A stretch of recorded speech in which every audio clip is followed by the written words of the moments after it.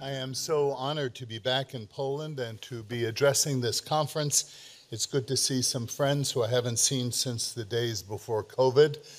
It's almost like time has been divided, right? Post-COVID and pre-COVID.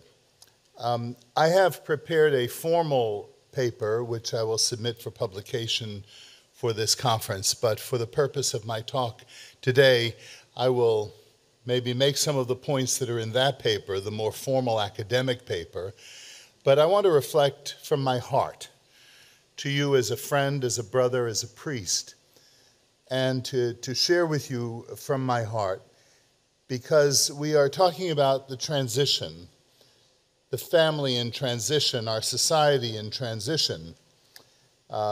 And by transition, of course, we mean the threats that have emerged in the last number of years.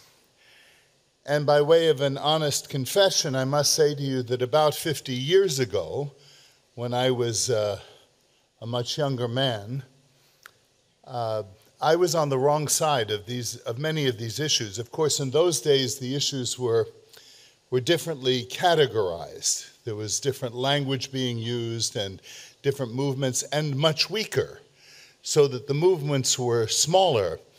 And I have to say that as we have seen the transition that we're speaking about here take place, I have been watching the transition from one who was on the other side of the question in many of these instances, and who came to sanity. This is roughly 50 years ago. I was involved with the left in California, the progressive movements in California, and I'll tell you a little bit about that. But I thought, for the purposes of this morning, and especially after you've had such an abundant coffee break, that I would make it easy on you by speaking in terms of a story. And much of the story is the story of my life. I grew up in Brooklyn, New York in the 1950s. Now, that was a period just after the war. I'm very well familiar with Polish accents because there were so many Polish people and people from Europe in my neighborhood. My own grandparents came from Italy, and the smells that I smelt downstairs at the coffee break were very familiar to me. And I remember among my earliest recollections, my family lived in an apartment about the size of this stage. There were 6 of us who lived there. My mother, my father, my 3 siblings, and myself, and I was the youngest. And our apartment had a bedroom that looked out onto the street. This is Brooklyn, so it's very noisy and constant traffic going. The street was called Coney Island Avenue. You may have heard of the beach, Coney Island. That was down about 2 miles from where my house was. And my mother and father had a room there, and I had a little cot, a crib and then a cot in their room. My 2 brothers had a small bedroom. My sister slept on the couch in the living room. And then over here there was a little kitchen. Just a little kitchen, and the window looked out onto another apartment identical to my own, laid out just as ours was. And in that apartment, there was a couple, an older couple. They seemed very old to me. I did a little bit of research and found out that they really were in their 60s, but as a 5-year-old, I thought they were ancient. And they spoke with heavy accents. And I didn't know really where they were from, but I remember one day I was watching Mrs. Schneider was her name, and she was rolling some dough out. She was making some rucola. Do you know rucola? Maybe it's called something different, but this wonderful Eastern European pastry with cinnamon and walnuts and sugar, and it's just delicious. And I remember watching her in the kitchen. It was a spring day. The sun was shining, and I was peering up over my windowsill watching her, and she was rolling out. And then she was putting the mixture in these little crescent rolls. she put that on a tray and put the tray into her oven and went back to making more, and she pulled those out and put them on the side and put another tray in, and she was just moving back and forth, and pretty soon, from her kitchen window to my kitchen window, I could smell the cinnamon and the sugar. And it was like, it was hypnotic. And as she finished, now all this time, she didn't say a word. She didn't look at me. She didn't say a word to me, and I was just watching. And then when she was done, she turned and looked directly into my eye, and she said, "You'll come, I'll give you to eat." And I jumped up over my windowsill and went to her windowsill, and she took a napkin and laid it on my hands, and she placed some of the rucola. They were warm and delicious smelling. And as she did that, I noticed up her forearm were a series of blue tattooed numbers. I was 5 years old. I didn't understand what that meant. And to be honest with you, I was more interested in the rucola. So I took them into my kitchen, and the first thing I did was hid them from my sister and brothers. I put them behind the little bread box and pushed the bread box. My mother came in the kitchen, and I said, I was just, Mrs. Rabinowitz gave me some rucola. She said, "Oh, good, good." I said, and this is my memory of it. I think I whispered. I said, "Why does she have numbers on her arm?" That's my memory of it. And if that's true, if that's accurate, it would tell me, it would reinforce everything that I assume about this conversation. Because I knew there was something out of the ordinary. And my mother said, "Let's sit down and talk." And she said, "You remember, you watch on Saturday mornings at this time in the United States, they always had the Western, the cowboy and Indian movies. And now I lived in New York all my life. I didn't know anything about horses and cattle, but I learned a lot about it from the movies.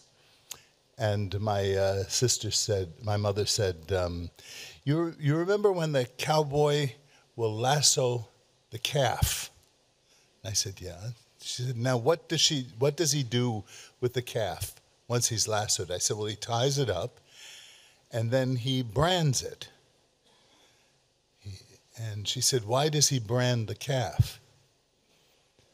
I said, "Well, he puts the mark on the calf so everyone knows who owns that calf." She said, "That's what some people did to Mr. and Mrs. Schneider." And I was horrified. I think both the fact that I whispered when I first asked my mother this question, and the second was my horror at hearing this story, tells you something about the natural law. That there's something that's part and parcel of ourselves as human beings that knows right and wrong. I had never had any lessons on it. This was my first lesson in moral theology that my mother was giving to me. She didn't know she was doing that. My mother was a very simple woman. But that's what she did. And the whole memory of that remained and remains in my heart, on my heart and in my mind to this day, because it affected the way I approached much of the rest of my life. I said that was the 1950s. Also in the backdrop of the 1950s, there was a civil rights movement going on about the treatment of blacks, particularly in the South. And again, I would watch things on the news and watch black young people at a lunch counter being thrown out of the lunch counter and being beaten and having dogs sicked on them. I remember all the newsreels on this. And I had a sense that this was not right. just like I had a natural sense that the way in which Mr. and Mrs. Schneider were being treated was not right. Then the 50s turned into the 60s. In my family, I'm Italian-American, we were more nominally Catholic. I mean, we were very definite. We had all the sacraments and all of the catechism. But to go to Mass every Sunday as a family, we really didn't do much of that, only on big occasions. And in the 60s, I began to ask questions and was confused about many things in my life, my own personal growing up, my own psychology. I was confused about the church at that time because there was a great tradition of Catholicism that was very attractive to me, and I saw that being diluted in many ways. And when I went to a priest at one point when I was in my teens and asked some questions about faith, it seemed that he was disinterested. He almost said to me, "You're being too religious. You should just read other books." And I thought, no, if this is true, if the Catholic faith is true, this should be the most important thing. This caused me to drift. I know I have a very limited time, so I have to make the story much more concise. But I drifted from the practice of my faith, and eventually, once I was done with high school, I moved to the west coast of the United States, which in America we sometimes call the left coast of the United States. And I became involved with political movements. This is now the 1970s. Dr. Robeck Morris referred to the 1968 as the big date. This was the big date. Humane Vitae came out, and also the 1960s sexual revolution came about. And I found myself in the middle of all of this. There was no intellectual tradition in my family, so there was no expectation that I would go to university immediately, and I didn't for a number of years afterwards. But what I did do was become an activist and involved with socialist and progressive movements, some of which we've described or just really touched upon. Dr. Morris needed an entire day to address all the things, or maybe a week to address all the things that she was talking to. Well, I was there. I was on the picket lines. I was involved with people protesting the end of the Vietnam War movement, the beginnings of the women's movement. I was very much involved with the gay movement and in the farm workers movement, which was a kind of socialist movement, a union movement in the United States. And if there was a picket line, I was on it. If there was a sit-in, I was sitting in. And it almost as though my religion was activism. And that's really true because it was constant activism, constant protest, but very little thinking, very little reading about what I was protesting. And one day, a friend introduced me to his friend, and I began to talk with him about these issues.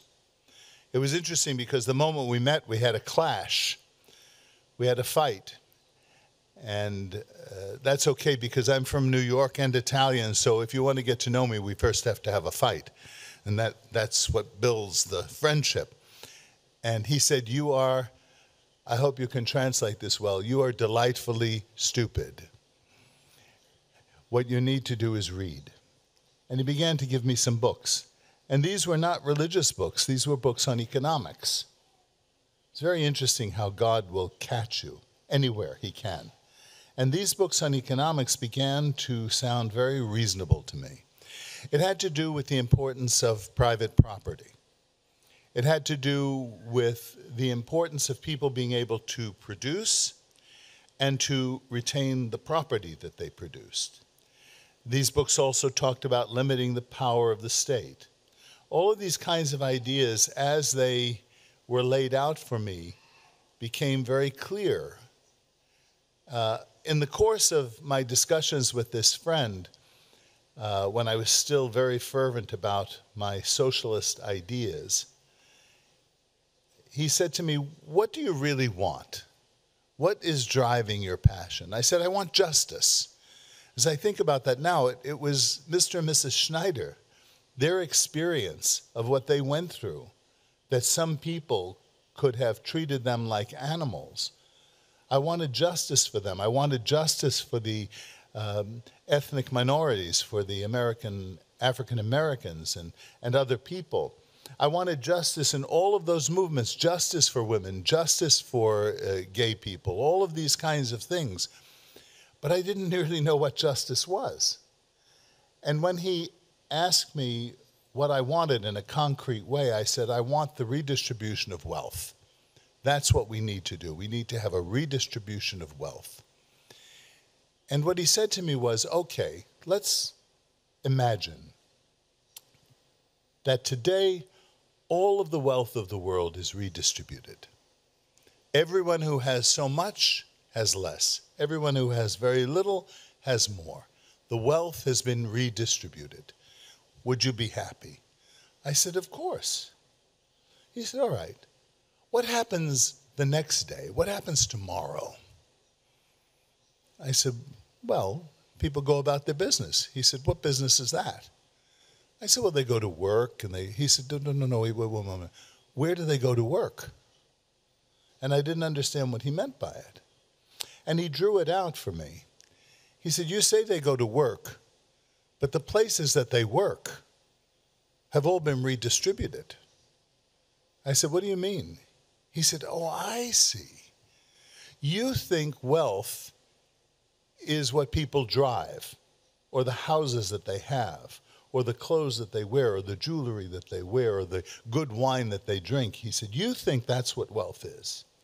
He said, that's not what wealth is, not real wealth. That's just the top of it. The real wealth is what Karl Marx spoke about. Now, here's this man who doesn't believe in socialism telling me about Karl Marx. What Karl Marx was interested in was not personal property, like a fish. He was interested in capital. He was interested in the means of production. And the difference between capital and personal property is that personal property is the fish, but capital is the net. And that's what he wanted redistributed.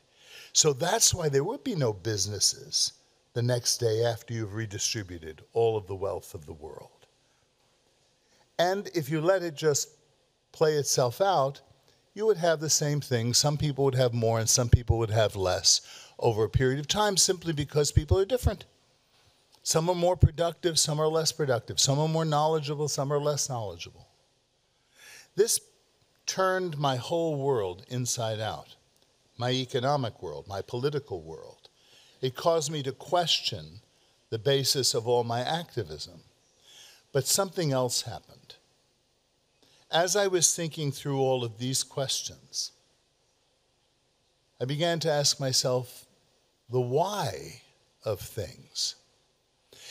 I told you that as a child, even though I had left the faith, I had catechism. And in the days of our catechism, the sisters would teach us a set of questions. It was very simple, rote learning. Who is God? God is the supreme being, infinitely perfect, who made all things and keeps them in existence. Why did God make me? God made me, because he loved me, and to serve him in this world and to be with him forever in the next. And then we go down, and as children, we simply learn these lines. But I realize now as a young man in my 20s that when he spoke about private property and the limitation of the state, that all of this had to do with who human beings were, which is what Sister was teaching me. And I began to make these connections between what I was learning and what I had learned. All of this is to say that slowly, and I'm describing this process as though it just took place in a number of scenarios, but it really took several years for the whole process to be complete. I renounced my affiliation with all of these social change movements that I had been affiliated with. And I went to confession. And I remember the day I went to confession, I had met a priest, and he didn't realize that I was going through this spiritual journey. He just was visiting from New York to Los Angeles, where I was living at the time. And he said, he was there just for me to show him around.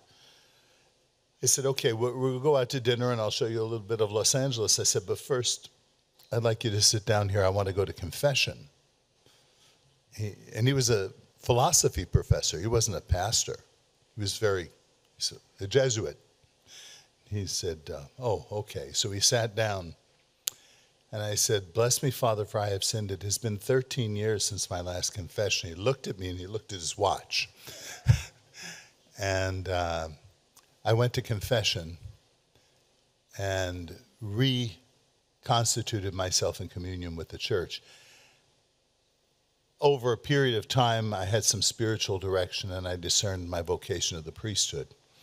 Why do I tell you all of that? I tell you that because many of the things that I was confused by as a young man, I was confused by because I was confused about anthropology. I was confused about who human beings are. It's much like what Dr. Morris was speaking about in her talk. If we can't answer the question of who human beings are, who am I, we can't speak intelligently about how society should be formed. And what I learned in the years on the left were several things. One is that there are many, many sincere people who are deeply confused and who are acting out of their sincerity, but in very dangerous ways. And that's why even today, though I have written and spoken extensively about the errors of socialism and all of the impact that that has on the family, I still have compassion in my heart when I see people who are laboring under the same kind of confusions that I labored under. All of these things are of a piece. And it's very easy to separate them. Say, well, there's a set of economic questions, and then there's a set of these sexual questions, and a set of social, moral questions, and cultural questions. But really, all of this comes together. Why? It comes back to anthropology. Who is man? Man is a composite of corporeal reality, physicality, and transcendence together. And when we separate that, when we say that man is just spirit, and there are some religious people who think that, one preacher said, people think they're so spiritually minded, they're no earthly good. This is a disembodied notion. In philosophy, we kind of call it Gnosticism. And this is at the root of much of the anthropological confusions of the sexual revolution that we're seeing now reinforced by some of the more extreme technological ideology that is being communicated to our children in very easy and seductive ways. On the other hand, if we think we're just material beings, kind of like Marx, then there's no right and wrong in the world. Everything becomes a matter of utility and usefulness, including the way in which we relate to one another. You're only useful to me if I can sell you something that you will buy. You're only useful to me as if I can buy something from you that I can use. But when you have an anthropology that insists upon this integral relationship between heaven and earth, between the material and the transcendent, you have a different kind of anthropology that emerges. It's what St. John Paul the Great calls personalism. I've learned so much from him about these kinds of matters because when it comes to economics, what I understood was that this human person who is made in the image and likeness of God is a being who relates to the material world through the mind, through reason, which requires of the human person to have freedom in order to use his mind and his reason in the world. And what does he do with the world? He creates.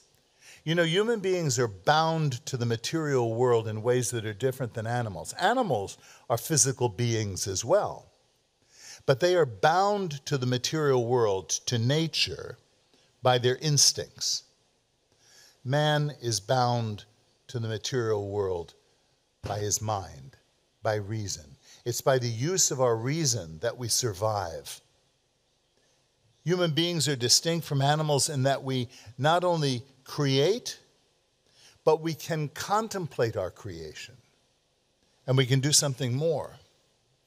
We contemplate our own contemplation. And that is what enables human beings to build not just physical things, because a beaver can build a dam, but human beings can build whole networks, whole cultures. No beaver has ever built a series of dams and rented them out to other beavers. They just build it by instinct.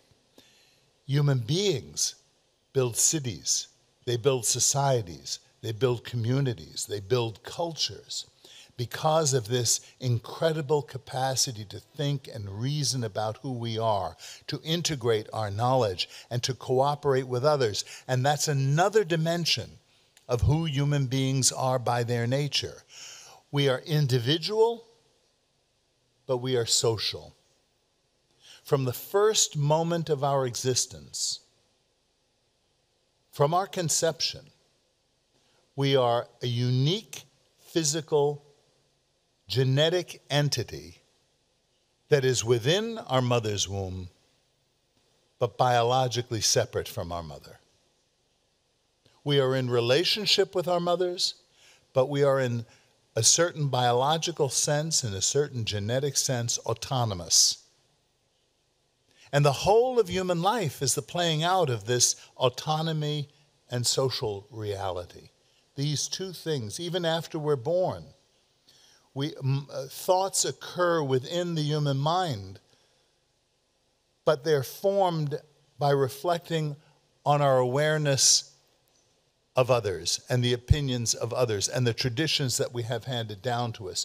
So while we are individual, we also relate to our culture. We also relate to our society. This is a very delicate balance, to have the material and the transcendent, the individual and the social, all in balance with each other.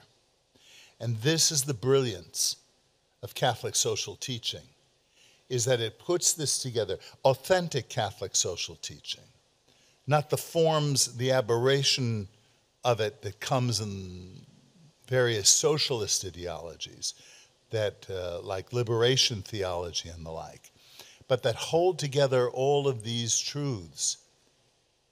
And so, as we build a society that is worthy of the human person, we have to recognize that the human person is a real entity, and we need to first and foremost understand what that entity is made up of. This is why the notion of private property, which enables us to accent our autonomy, but also the notion of solidarity, which recognizes our natural inclination to be in relationship and to be concerned about the vulnerability of others, must be held in tension. The principles that guide this, of course, is the principle of solidarity, about which I need say no more, being here in Poland. There's a phrase in English, I don't know how it would translate into Polish, but it says that you shouldn't bring coals to Newcastle, coal, the kind of coal that you burn to keep warm, because Newcastle in England was where they produced all the coal. So it would be senseless to go to the city of Newcastle with coal. And I feel like telling you, this audience here in Poland, about solidarity is bringing coals to Newcastle, because you taught the world, not just intellectually, but you taught the world symbolically. You taught the world with your own bodies, or at least your parents did, and their parents did in the previous generation. But the principle of subsidiarity is another important way, and both of these principles work together. They're not one against the other, but they both work together. They recognize the communal nature of human beings and solidarity, but they also recognize the autonomous nature. Subsidiarity, in the section in Centésimos Annus on subsidiarity, I think it's section 42 of Centésimos Annus, speaks about the importance of needs being met at the most local level of their existence, because that's where people know what the real needs are. So that the family must be the first to respond to the need of a person. And there are legitimate interventions that can take place from higher levels of social organization. But these interventions should only be temporary. They should be exactly subsidium, that is to help, to get underneath and help up, rather than to substitute. And the problem today is the temptation to look at the needs that exist is to always think of the state as the resource that we first look to help people. Even many good people who are involved in the state may want to use the state constantly to help. The problem is sometimes helping hurts. What we need is an understanding that culture, tradition, society should be so vibrant that we have a sense of moral responsibility to look out for one another, rather than a bureaucratic and redistributivist state that replaces this Christian compassion and Christian personalism with a bureaucratic mentality, thinking that all things can be run through a bureaucracy, through politics. What has happened in our societies, in different ways because we're different cultures, but certainly in the United States, and I fear here in Europe as well, well, especially here in Europe as well, is a great dependence upon the bureaucratic state to get things that need to be done. It's not to say that those things don't need to be done. The question is, who needs to be doing it? And if we help to the point of destroying the family, destroying the culture, destroying the influence of mediating institutions such as the church and charitable functions, what we end up having is the state being the be-all and end-all of society, a confusion that society is the state, or that the state reflects society. Let me put it in a slightly different way. We need to have restraints in our society. People, as we've seen in many of the recent sexual scandals, have the presumption that if they can get away with it, they should be able to get away with it. So that if the law doesn't say they can't do it, then they can do it. There are two forms of constraint, generally, in human life. One, I will call, and I'm using a sociologist's categories here, his name is Robert Nesbitt. One is authority. Authority is a form of constraint that is interior to the person. I constrain my behavior because I believe in something that says I can't do this.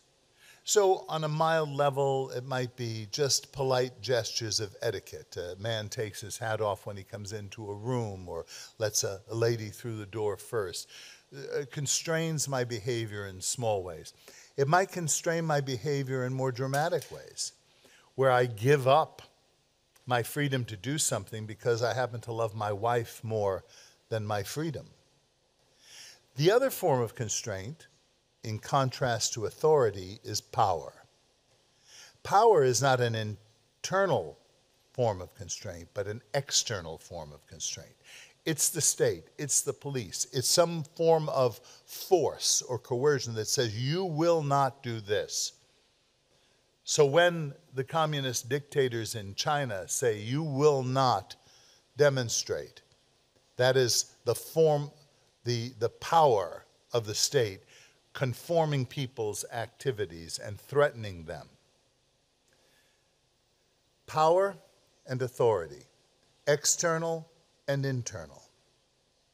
The greater form of constraint, properly formed in the heart and the mind of a person, is authority. It's teaching people moral truths. It's forming them in a social, responsible, and moral way to restrain their activities and their thoughts even because of the good. That, I suggest, is more radical. The state can only, for so long, force you not to act, but it can't force you what to think. It cannot force you what to believe in. What we have in our society now is that we have lost hold of the culture, which we had hold of for a very long period of time. For several hundred years, depending on the particular culture we're looking at, we had formed in the hearts and minds of people certain beliefs that guided their actions and guided their beliefs. Were there tensions in the midst of that? Yes, of course, there are always tensions. Were there failures? Of course. That's why we have the confessional. You know, it's not just that I know I shouldn't do something and I know I shouldn't desire it. Sometimes I know I shouldn't do it. Sometimes I know I shouldn't desire it, and I still desire it and I still do it, and then I feel bad about it. Now, of course, the modern culture tells us that's guilt. And I say that's right. And guilt is not something that undermines human dignity. It's something that supports human dignity. Because guilt says, I have done something wrong. And I should not do something wrong because I am not something wrong. There's a standard to which I am called to live that is higher than my passion, that is higher than my desire. It has to do with my reason, my intelligence, my free will. If we can reform in the hearts and minds of our children going forward, and this is a long, arduous task, we can only do that by identifying the errors that currently exist in our culture and identifying them in a very loving way. We have to remember at all times that many of these people are people who want the good. They're like the man St. Augustine refers to. You remember in the Confessions, he refers to himself, he says, O beauty, ever ancient, ever new. And he speaks in that passage of the Confessions of, I knew you, but I didn't recognize you. And I went looking for you in all the wrong places, and I didn't find you. But when I found you, you drew me to yourself, and I was enthralled. That's the Sirico translation of that section of the Confessions. Someone once described it as the man knocking at the door of a brothel who is seeking God. He's at the wrong door, but he's seeking God. The very difficult task we have to put forth as a proposal to our respective cultures is to show them the right door, to respect their dignity, even in their mistakes, to prevent the metastasis of that indignity and the affliction on other people, but to invite them to the real door so that they will be open to the one who is the way, the truth, and the life, the foundation of true culture, and ultimately the one who reveals us to ourselves. Thank you very much for your time.